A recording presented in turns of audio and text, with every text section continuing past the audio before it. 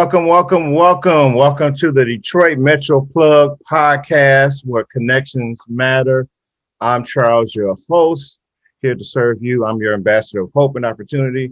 This is a platform where we bring local Detroiters in the area of entrepreneurship, community leadership, artists, authors, etc. A platform where they get a chance to share their story, their product or service, share their voice about what they're doing. We attempt to interview Detroit difference makers, and I'm excited for tonight, this evening. We have a very special guest who's going to be on a program that's doing some innovative stuff in Detroit. They're doing some great work. So I want to go ahead and introduce our guests. I want to thank everybody who are joining us through YouTube and other podcast platform. Appreciate for those who are joining us and viewing this podcast.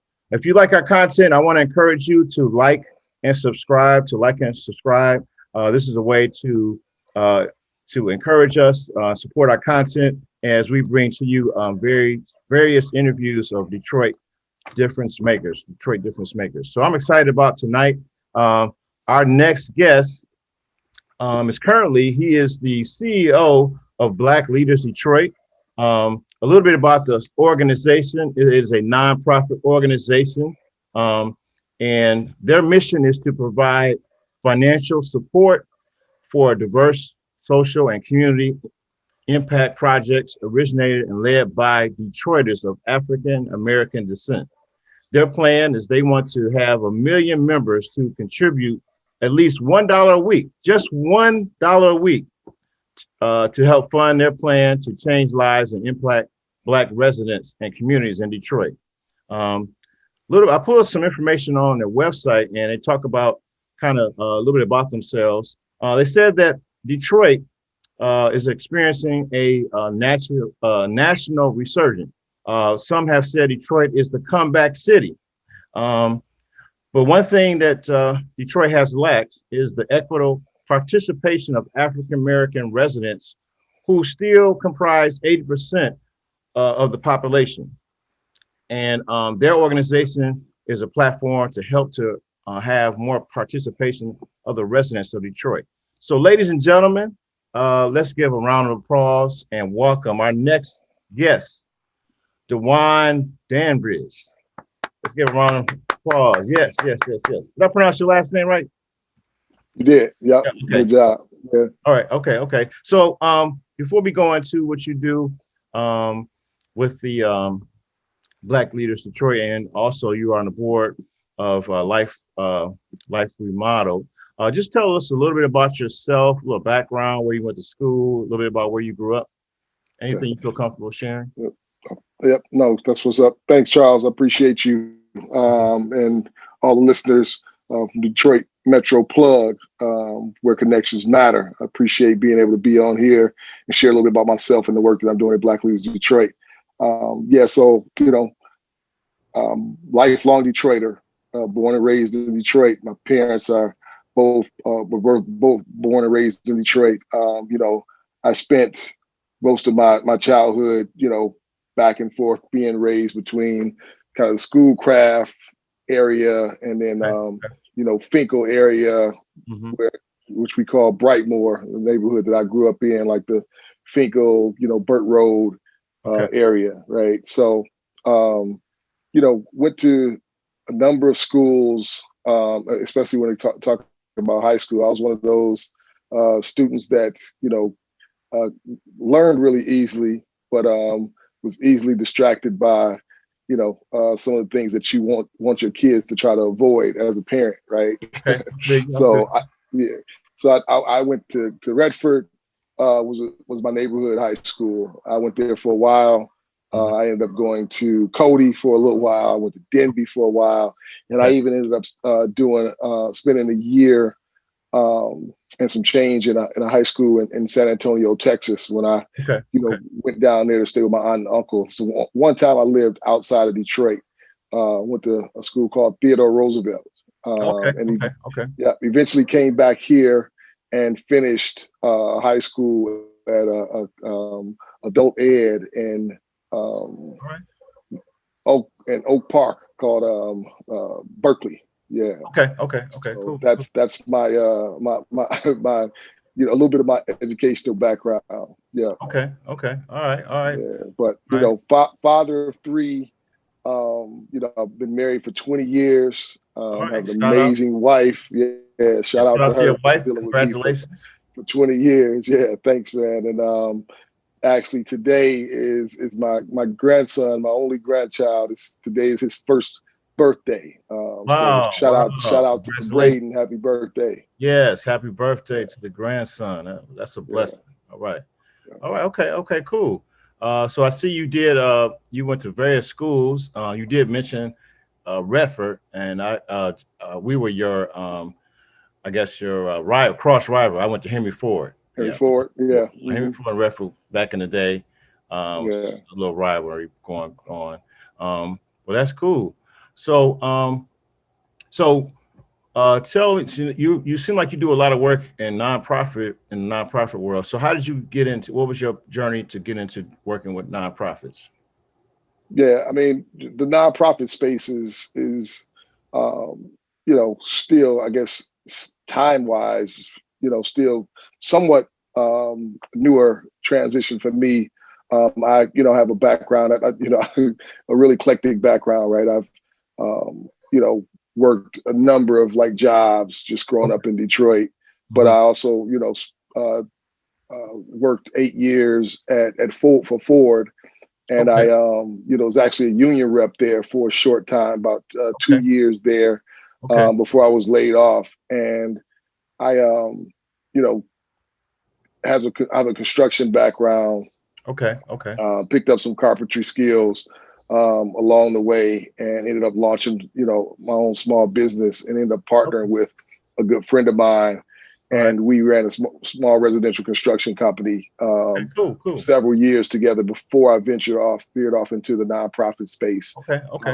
But yeah, so my real introduction deep into the nonprofit space was, my role at Life Remodeled, where I was the vice president of projects and community engagement there. Okay. I kind of oversaw their like staple project, which is called the 6-Day Project, where we mobilized 10,000 people over the course of 6 days to tackle blight and beautify, about 300 plus city blocks. And I oversaw that project as well as community engagement, like making sure that, the work that we were doing was coming alongside of and respectfully partnering with the community, as opposed to coming in and like, in a nice but oppressive way, looking to do something. Oftentimes in this nonprofit space, you find people with good hearts, especially if Right. we're gauging ourselves, right? Mm-hmm. So, you give yourself the benefit of the doubt, and sometimes we move in a way that we're trying to help, but we're not respecting the folks that we call ourselves trying to help, and we don't see how much help we need at the same time. So I was able to like get my beak wet in the nonprofit space there at Life Remodeled. I served there for 4 years as vice president before transitioning out at the beginning of 2021 to be full-time CEO of Black Leaders Detroit. Okay. Now tell me, were you like one of the original board members for Life Remodeled? How did you connect with that project and the people that was working over there?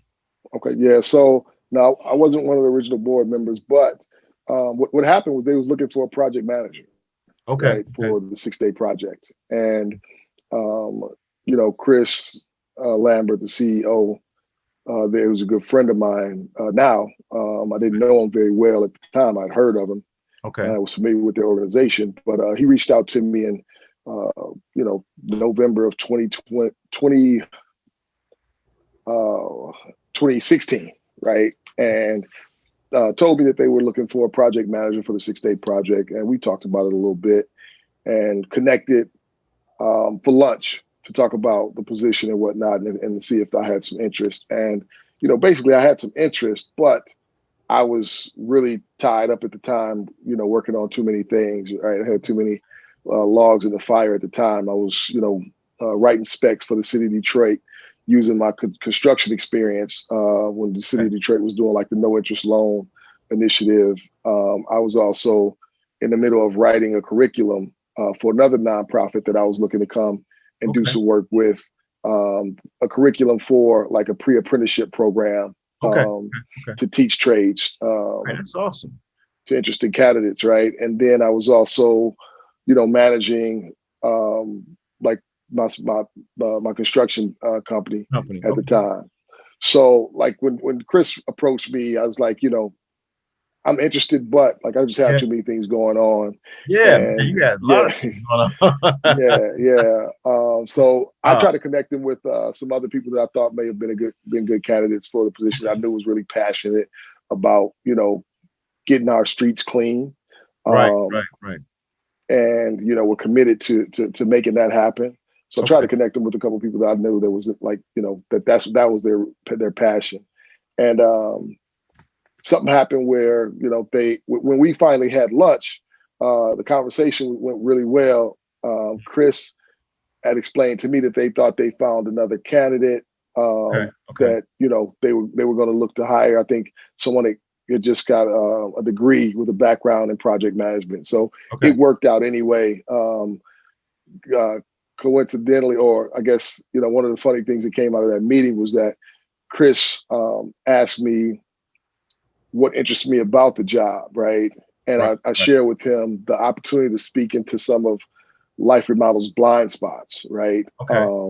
And, if you hear him tell the story, he's like, when he first heard me say that, his thoughts were like, who's he think he is? He don't know us that well, like to talk about our blind spots and whatnot. And then he kind of shifted to, man, well, if we do have blind spots, I want to know what they are right now. So that was kind of like the beginning of kind of, I guess, what formed to be a really mutually beneficial like relationship apart from the job, where I was able to learn a lot that one would need to know about running a nonprofit, from being on staff there and working closely with somebody like Chris. And he was able to learn a lot about like what white men typically don't understand when they're working in spaces like Detroit. And working with folks when they're coming in with resources, and people are often honest because they feel like if you're honest, sometimes you're going to chase the resources away. Well, my style and approach is to be like brutally honest in a way that's, I guess, caring for the person that you're speaking to at the same time. But, I think there was ways that we both benefit and grew, by way of that working relationship. Okay, that's awesome. Man, I didn't realize you had a lot of experience working in different areas. So when you got into your construction business, was that did you take a class to become like a general contractor? You went through an apprenticeship, or just kind of learn on the job? So I think I take the non-traditional route, like every phase of life, right? So to be honest, some of the things that happened for me is that my dad had purchased some investment property, right? And he made it a condition of some of the people that would go and renovate his rental property that they would take me on as an apprentice, right? So I would work with them, and then once the homes were rehab and there was no more work, I had some tools that my father had purchased, and I had a work van, and I would literally ride around neighborhoods looking for somebody that was working and doing something that I didn't know how to do. And I'd jump out the van and try to convince them to hire me. And wow. Yeah. And if they wouldn't hire me, sometimes I would volunteer to work with them for free, as long as they taught me something, right? So one of the stories that is a carpenter, like third generation carpenter, Sam Davey, good friend of mine. I ran into him and his crew doing a vinyl siding job in Rosedale Park. And I was riding my bike at the time, and I rode up on him and asked him to hire me, and he wouldn't. And motorcycle or just a regular bike? No, a bicycle. Right. Wow. And you get that all the time when you're out there, right? So like you get people walk up on you, and they saying that they want to work, and you're like, sometimes you give a shot. I believe in giving people a shot. But Sam had a full team out there working with him, and I'd done some vinyl siding before, but there's skill to doing a vinyl siding that kind of separates you from other people, and that's when you can bend the aluminum. So the machine is called the brake.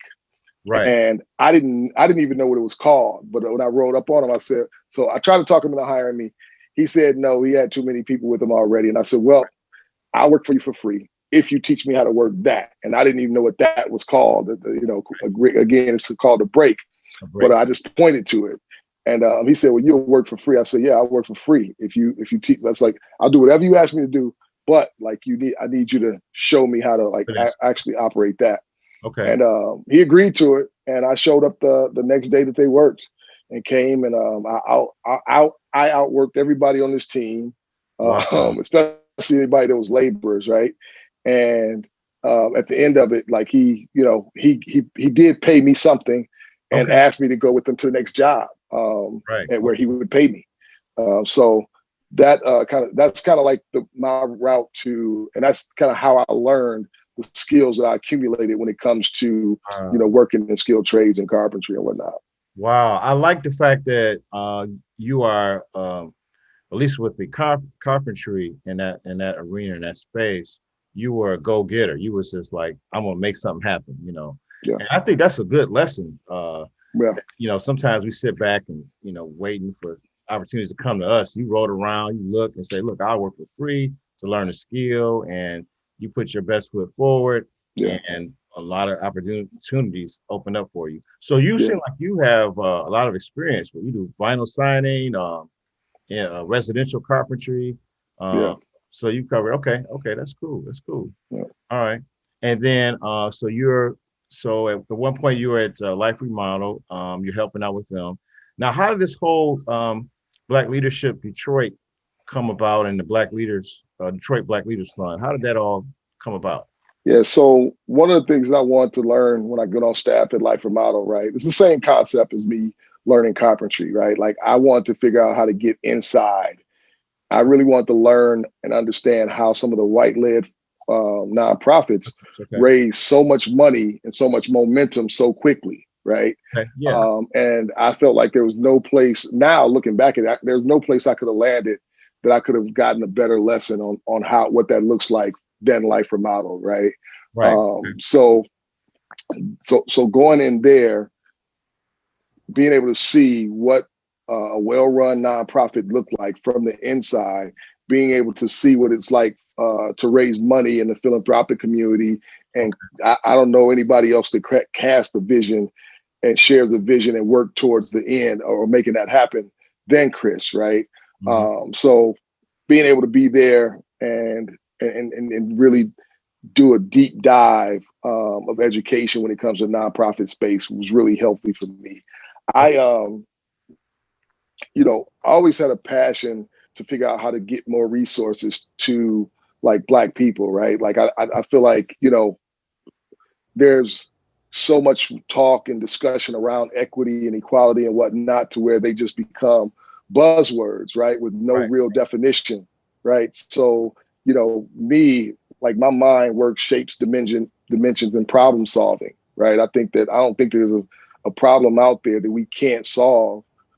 Right. So I came up with an idea, and I don't even like to say that I came up with the idea. Really, I think we built a structure around an idea that's always existed in our community.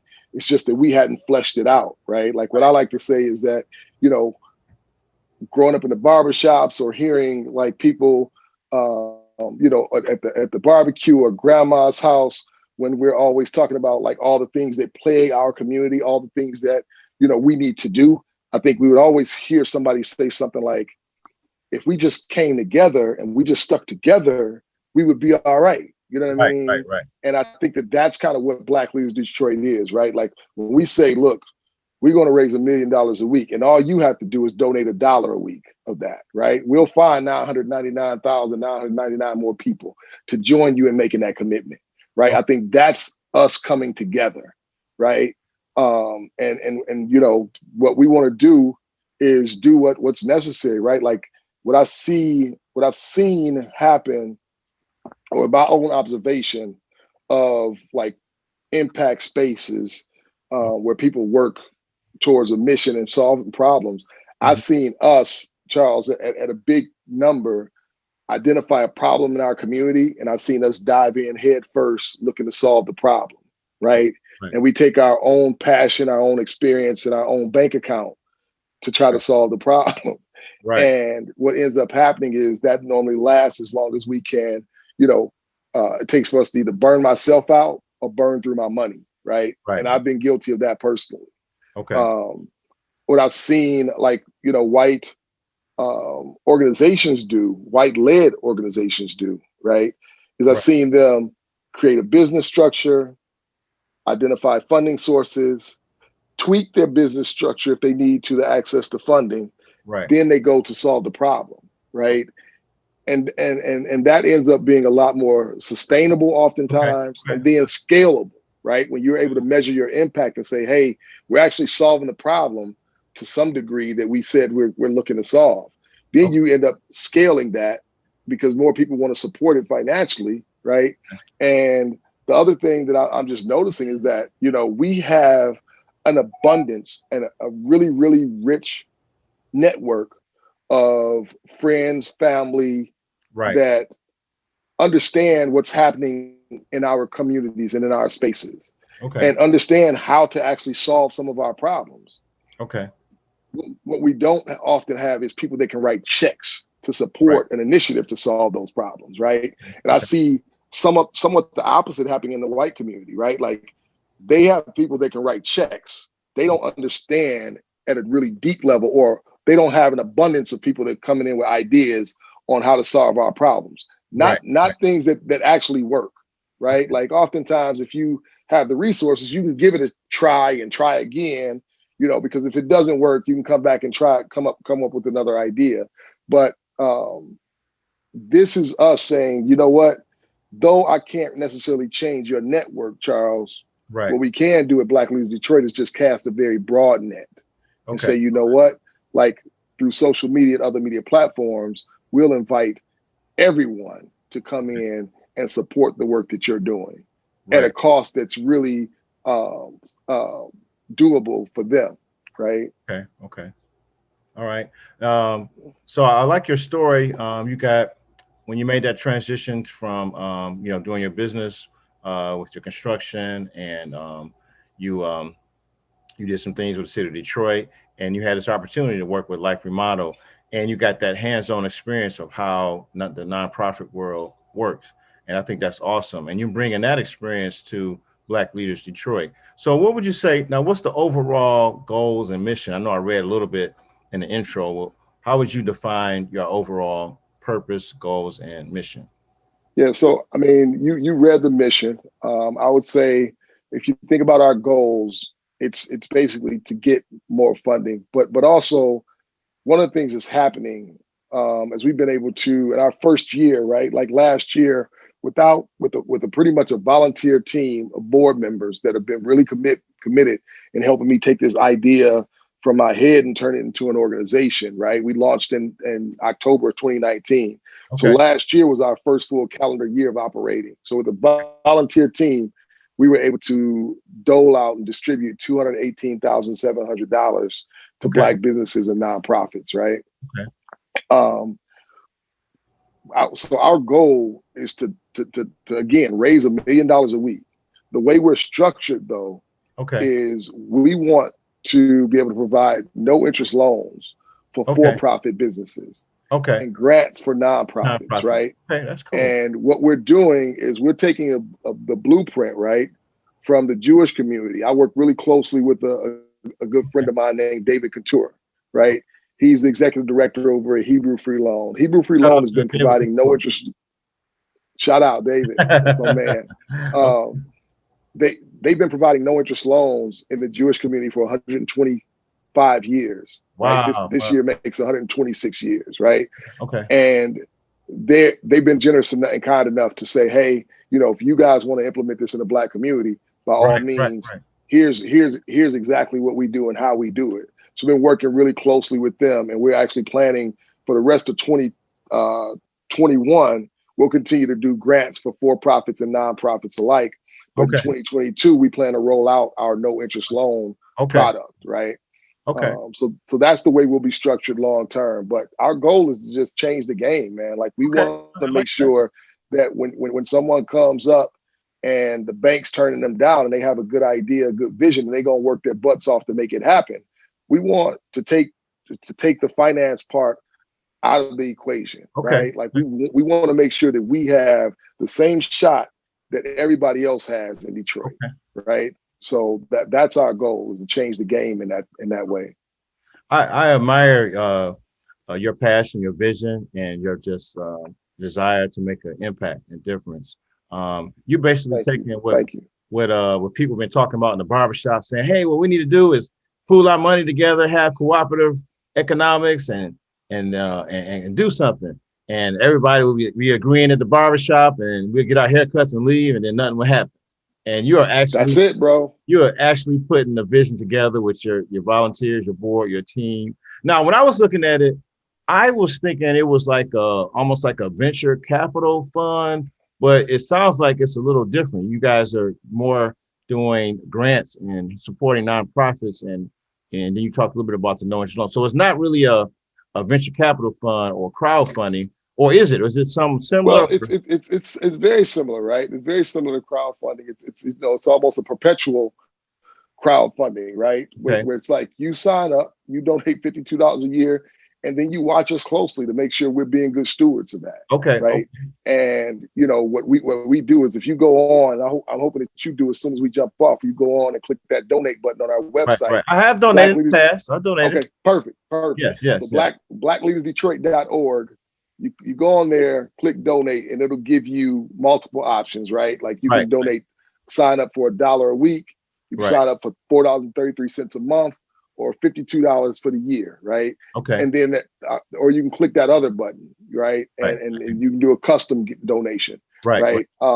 So you go on it, and that's pretty much our model, right? So we have people that signed up when we first started, right, in 2019, and they plan to continue to. And what we do is we try our best to keep them updated as to what we're doing with the resources. And personally, I've made a commitment for at least the first 2 years, and I think we're going to extend it to 3, to not take a salary or pay anybody from our membership fund, right? So the people that are donating to that, to the membership fund, right. For at least the first 2 or 3 years, we want to just have a track record of saying, hey, all of your dollars have gone to the mission, right? So what I've been doing is trying to working hard through the philanthropic community to get our operations capital raised, right? So that's what we've been doing, and we've been having a lot of success in that way, right? Wow. Yeah.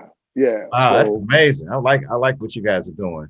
So you're using the donated dollars from the community, giving it back and recycling it in the community.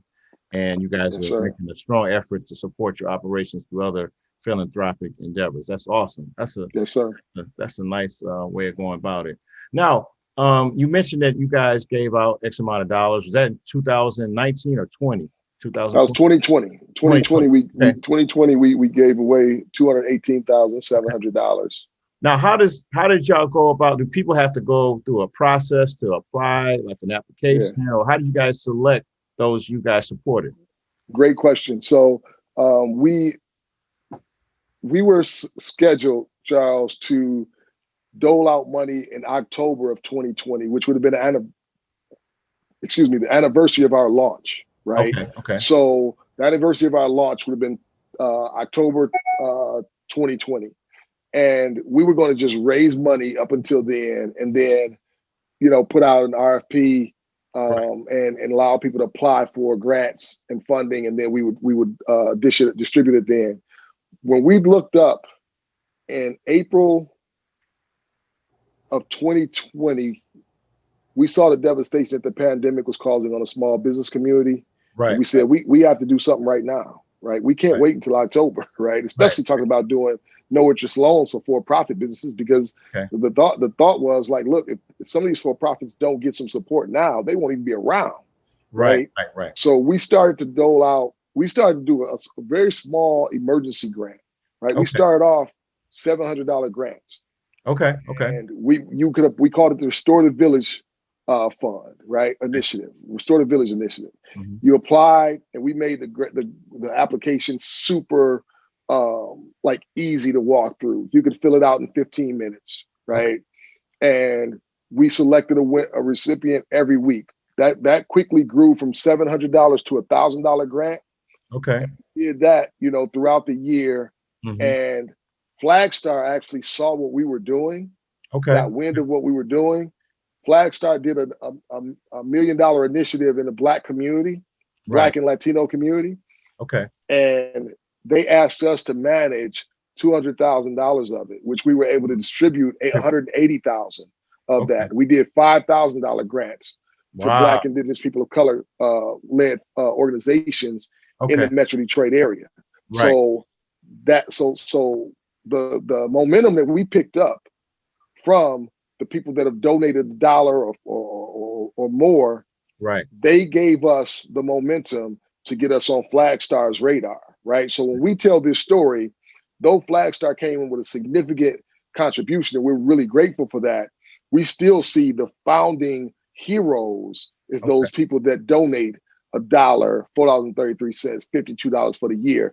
They're the ones that believed in us first and Okay. got us and put us in a place where we could be on Flagstar's Lifeguard radar. radar. Right. Right. Yeah. Right. Awesome. Awesome. Awesome. Now, when those who apply, I mean, is there like a vetting process to make sure they're legit Yes. businesses, or what is Yes, sir. some of So the requirements?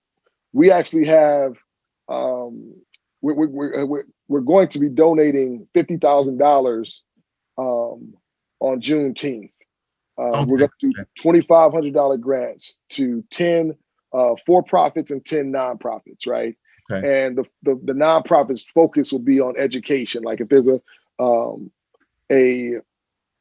nonprofit out there that does like education in any shape or form, where you're teaching people.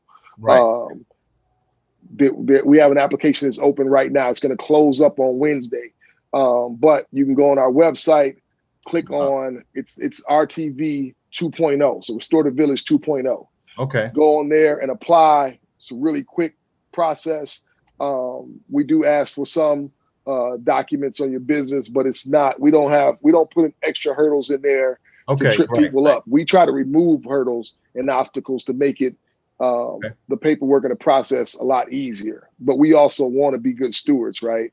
Right. Right. Right. Right. So, and then the same thing for for-profits. The for-profits, we got so many applications last year that we still have applicants that we're going through. So what we're going to do is actually reach back and surprise some of those people that applied last year and didn't get anything. Right. Right. We're going to reach out to them and let them know that, hey, we got a $2,500 grant for you. Okay. And we're doing our due diligence right now to make sure that we're vetting them, making sure that they're still in good standing, that, we know the pandemic could have taken some people out. So we just want to go back, make sure everything is still well, and see if we can't, be a blessing to them. Wow. Wow. That's amazing. Yeah. So the Restorative Village 2.0. And how Restorative many? Village 2.0. You have 10 grants for nonprofits and 10 grants for profits. And what's Yep. that amount again? $2,500. $2,500 for 10 and 10. Yep. Okay. Yep. Restorative Vision 2.0. Okay. And that's about to Yep. close up soon. You said Yeah, that. yeah. So we already got the applicants from the for-profits. Okay. The nonprofits, we're gonna it's opening. We're gonna close the application opportunity up this coming Wednesday. This coming Wednesday. Okay. Yep, at 5 And o'clock. gives our viewers and listeners the website. What's the best way to reach? BlackLeadersDetroit.org. www.blackleadersdetroit.org. Okay. Yep. Okay. And the question you asked about, like, what does the application process look like?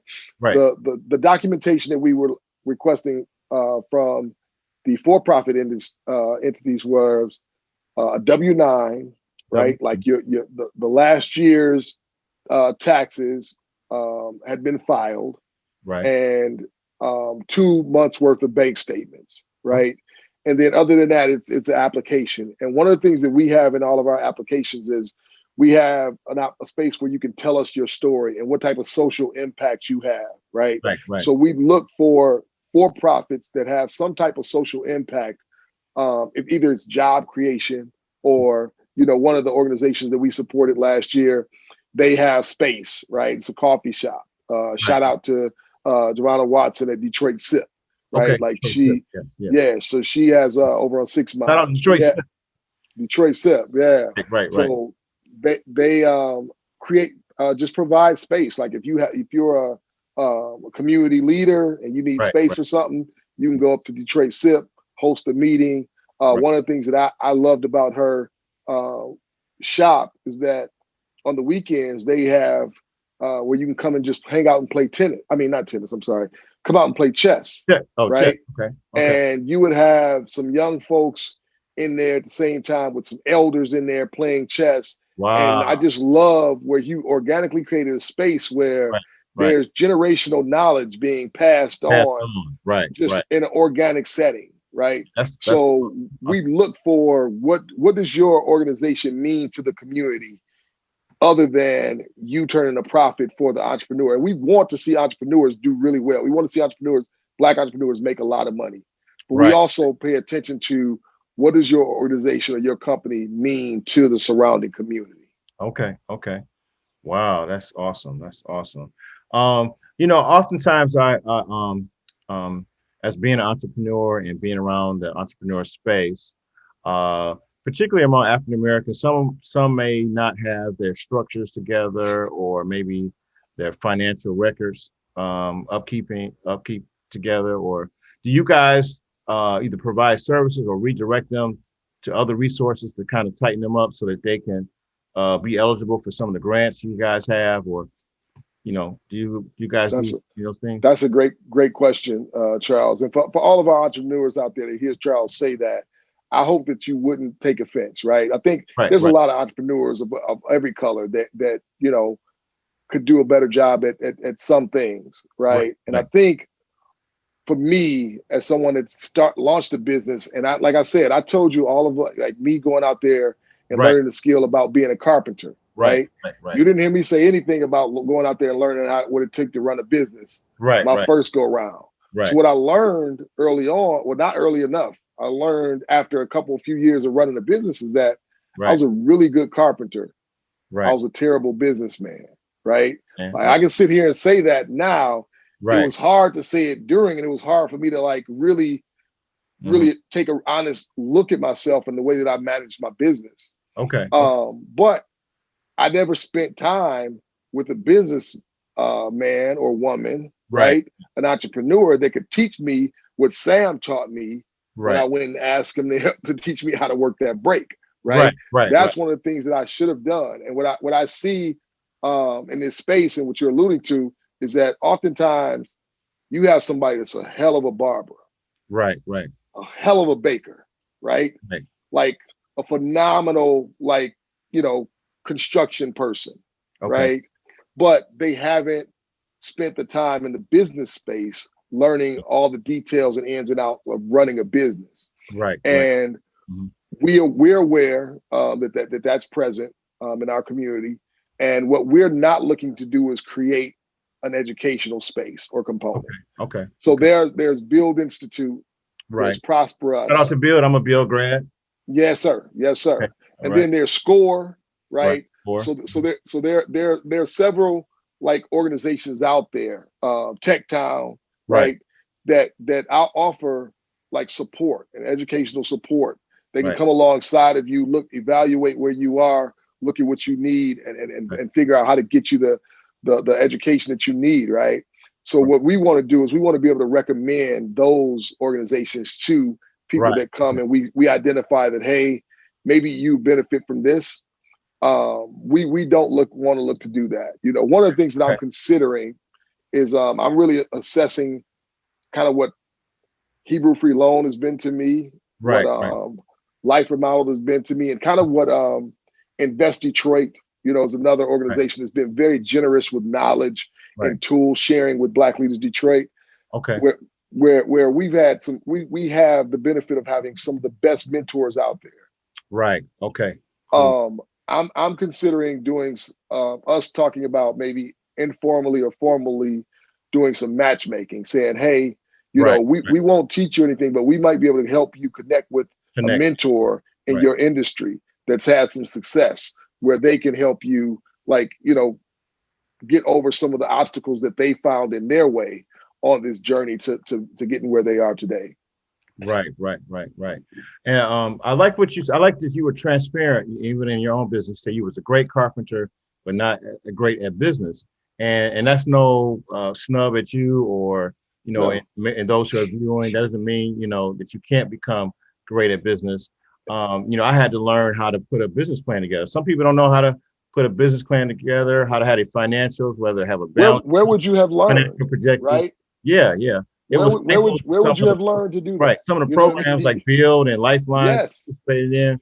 And I was wondering, the reason why I asked that, because in your when you guys give out grants and funding to local entrepreneurs, some like the banks, they require you to have whether it's 5 years of tax records, financial projections, their balance sheet, all their financial records. Now, do you guys require some of that when people? I mean, what's the basic requirements for somebody? They just got to have an LLC, or well, I mean, grandma, big mama vouch form or something. so there's a few things, and when you're talking about our no interest loan program, that's going to be a lot different, right? Right now, we're kind of for profits. We're getting them some emergency, like, stimulus money, if you will, right? That's kind of what we're doing when we're talking about Restorative Village, right? The grants for the nonprofits, we're in alignment with what some people do with small micro grants. We don't. I mean, we take a look at the individual. We take a look at the impact the person is having, and Detroit is a big small city, so it's not hard to do some research on you and make some calls and see if people are benefiting from the work that Charles is doing. You know what I'm saying? Right. Mm-hmm. So that's kind of what we do in that regard. But we do require, being able to see some documentation to make sure that you are who you say you are. Okay. Right. Okay. We're just not asking you to donate a body part or anything like that. You know what I mean? Right. We're not gonna make it like some programs it's insurmountable. Right. Yeah. When I look at the requirements, you let me know right there. Yeah. Don't even bother applying. It's intimidated. Yeah. It's like, man, exactly. I got a business plan, 5 years of records, bank statements, receipts, recommendation letters. We're not making it like that. Now, for no interest loan is definitely going to be, a lot more involved, right, which is fair. Yeah. But at the same time, we're looking for things to eliminate, right? Like, we're looking for, okay, what are the loan lending institutions asking for that is redundant or it's just unnecessary? Right. Let's get that out of there. You know what I mean? Like, we're not going to make this so intimidating. And one of the things that we're experiencing as an organization is we're getting a lot more people to apply for funding from us. All right. And here's why, right? All right. When you look and you see some PPP or some of these other things, you're like, I wonder if that's really for me, or if they're going to give that to us. Right. When you see a fund created for Black people, right, for sure, if you don't get it, it's not going to be because you were discriminated against. Right. You know what I mean? So you're not worried about not getting it because you're Black. You know what I mean? Right. So therefore, it makes sense to go ahead and take the time to at least apply. Right. We experienced actually some people that applied, didn't get funding because we didn't have enough to reach them.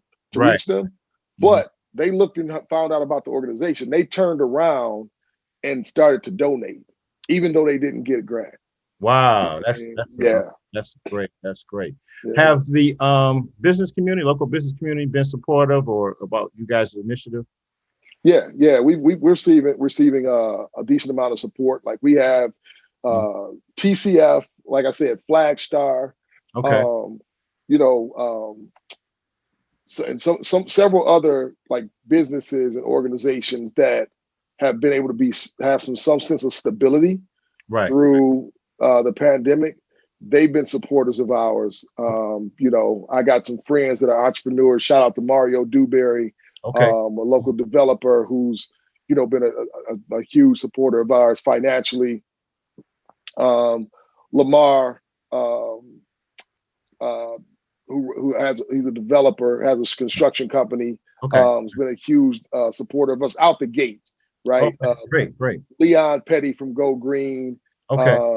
he's made all kind of connections for us, as well as like been a check writer and a financial supporter since he heard about the idea, right? Okay. So yeah, we get a decent amount of support from the local business community.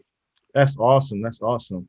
And you said you guys try to be transparent and be accountable for the funding and donations and the membership drives you receive. Yes, sir. What's the format? You guys do quarterly reports? What's the way you kind of keep accountable to the community? So we're actually in the process of getting our first financial audit done, right? Okay. And we're excited about that process. Tedious process, but we're excited about it. All right. And one of the things that we're doing and we're looking to continue to build upon is, if you go to our website again and you click donate, which I hope everybody that's watching and listening to this will do, right? When you click that donate button, you'll see how much money we've raised through our giving portal on our website, right? Okay. Like what's missing from there is people that you got some people that like, man, I'm not donating through a website. So they'll just send us a check. So you won't see that there. And that's what we're working on, figuring out how to, on a consistent basis, give all of those reportings out, right? But we want everything that comes through us as a membership donation. We want people to be able to see how much we've raised. Okay. We want people to be able to see how much we've distributed, and to who, right? Like you see that we've donated to 62 businesses, for-profit and nonprofits last year. Oh, that's right? Awesome. And over 50% of them were women, right? Okay. Women own or run organizations. So awesome. That is great. Well, I wanted to ask, the transparency and how you keep account with the membership drive. That's awesome. That you, one of the things in our community, when everybody talked about having this kind of fund, there's a trust factor. Like, who's going to manage the money? Who's it going to? Are the people at the top living high off the hog? I like that you guys have a platform in a way that people can keep track of how much is raised and who it's going to and how they're benefiting.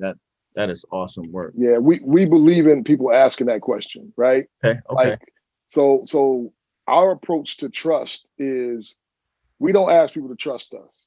We rather ask you to watch us, right? Okay, I like that.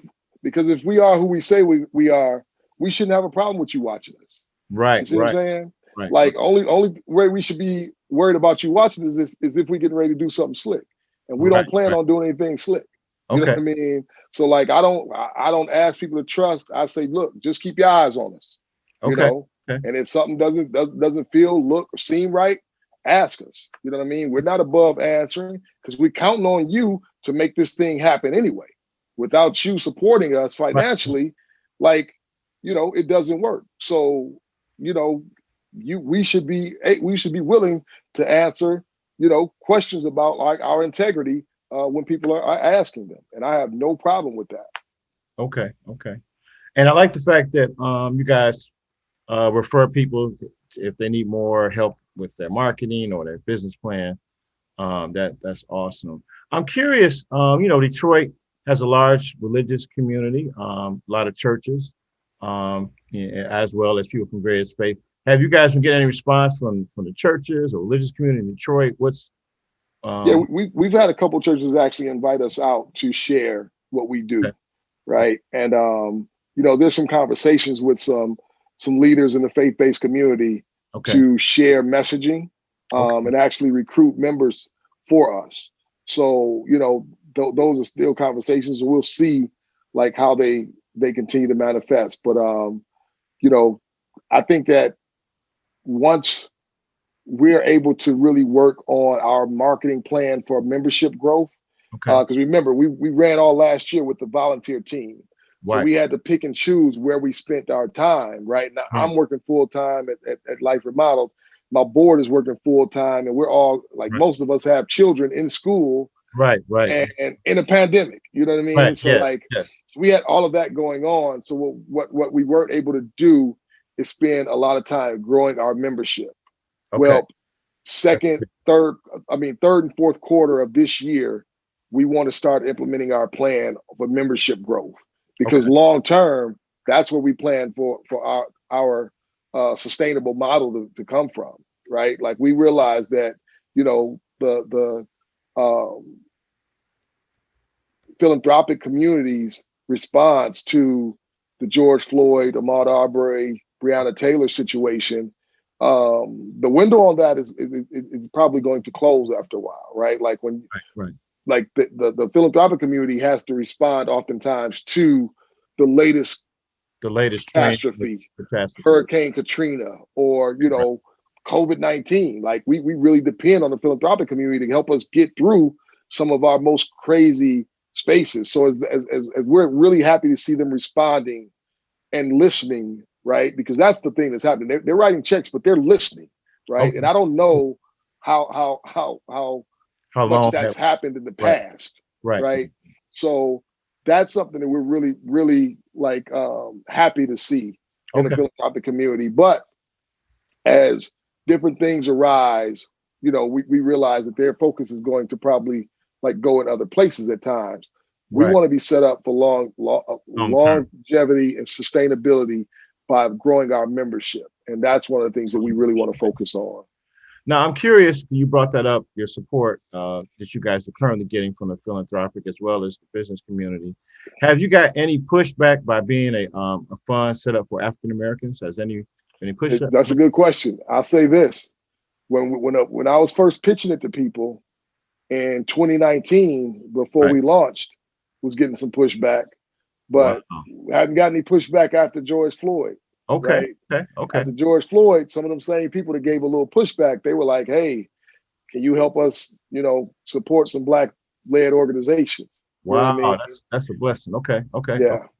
I mean, it's weird, right? Like for us, we benefited, but George Floyd had to have somebody sitting on his neck. Yeah. You know what I mean? For 8 minutes and 47 seconds for us to wake up. And then not only that, because I still think we would have been sleepwalking, but the young folks, like white, Black, brown, and every other hue, right? Being out in those streets faithfully and consistently, even in a pandemic, risking their health, right? Like keeping the pressure on us as on society, right? To look at ourselves in the mirror. I think that's where we're really seeing the benefit from. Wow. And I just want to, again, thank them for doing, like, playing their role. And I don't think that they get enough credit. As we're seeing, the NBA respond, and we're seeing, like, all of these other bigger institutions respond, I don't think that those young folks are getting, like, enough credit. And I just want to say thank them, because Black Leaders Detroit is definitely benefiting from the work that they've done. Right. Man, I really appreciate this conversation and the work that you're doing. I think it's a great concept. The impact, I can see your heart is giving back and reinvesting in the community. That's awesome. I never seen anything like this. I know people talk about it for years, and that's great. As we wrap up, I want to give our viewers and listeners, you shared about the website, just any important announcements, final words, or things you want to get to let people know about what you guys are doing and how to get in contact. I'm assuming you guys on Facebook, Instagram, your social media handles. Yeah. So check us out definitely check us out at BL Detroit on Facebook, Instagram, Twitter, and Black Leaders Detroit on LinkedIn. We're looking to do an annual fundraiser. There will be a bike riding fundraiser, right? So we have the plans where with COVID, we're waiting on a special events permit, right? So everything is based on if we are able to get that. Be this year or something? We're looking to do it this year in September. So please keep your eyes out. We're hoping that we can get our permit. And what we'll do every time we do the bike riding fundraiser, we'll tell a story that's relative to Black folks, to kind of shine a light on some things that need to be brought to light. So what we'll do with our first one, hopefully it'll be this year in September. Please stay tuned and look for it. But what we'll do is we'll ride through Black business and nonprofit corridors, past and present. So we had Jamon Jordan. I don't know if you've had him on here or not before, but he's brilliant. Really sharp brother. Right. basically a historian, and it's very knowledgeable when it comes to the history of Detroit. So we had him share with us some of the past Black business corridors or high profile like business addresses. So what we're going to do is we're going to travel from the east side to the west side and back, riding past areas where you have large concentrations of Black owned businesses. Right. Cool. And that's what we'll do. We'll ride a route that'll definitely hit Livernois and the Avenue of Fashion. We'll come up Jefferson. We're going to start at one of the only Black owned marinas in the country. That's right downtown off the river. So stay tuned for more information about that. We hope to be able to make an announcement by the end of this month. And then we'll make sure that everybody gets an invitation. Okay. Well, folks, you heard it. A very special guest for this evening from Dwan Dandridge. What's going on with Black Leaders Detroit, the fund. He shared the website. They're on social media, Facebook, Twitter, and Instagram. We just want to thank him for being here and be looking out for the upcoming fundraiser. They're putting it together, so we're going to keep an eye out. I'll do my part to giving a shout out to you guys to bring some awareness about that bike ride fundraiser. But you can support now by becoming a member, a donating member, by going to the website, click donate. There's different options. You can, I've donated in the past. You can do a one-time donation or become a member and donate. And you can watch their fund and see who's the funds and resources are going to.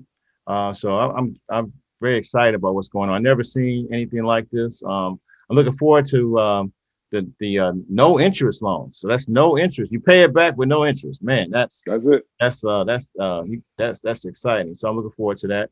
But I want to thank those who joined us and who are listening or viewing this podcast.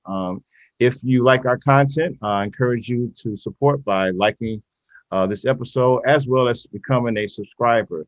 That helps us to put this kind of content out. And we definitely want to bring on more Detroit difference makers in the area of entrepreneurship and community leadership.